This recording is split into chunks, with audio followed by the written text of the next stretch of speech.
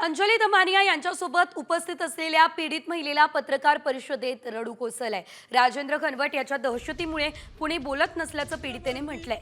तर त्यांच्या व्यवहारांची चौकशी करा ही मागणी देखील त्यांनी केली आहे। खूप मी हाल काढलेली व्यक्ती आहे आणि एवढे हाल काढून या पोपट घनवटी या राज घनवटी आम्हाला बिनकामाच्या कोर्टाच्या चक्रा मारायला लावल्या। ताई नको नको झाले सगळ्यांना। आम्हाला असं वाटतं मेलेलं बरं, ती जमीन नसलेली बरी।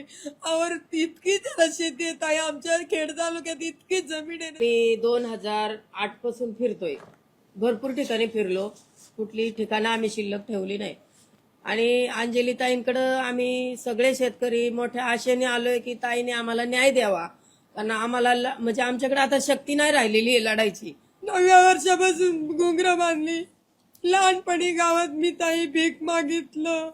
खूप मी हाल काढलेली व्यक्ती आहे आणि एवढे हाल काढून या पोपट घनवटी या राज घनवटी आम्हाला बिनकामाच्या कोर्टाच्या चक्रा मारायला लावल्या। ताई नको नको झाले सगळ्यांना। आम्हाला असं वाटतं मेलेलं बरं, ती जमीन नसलेली बरी।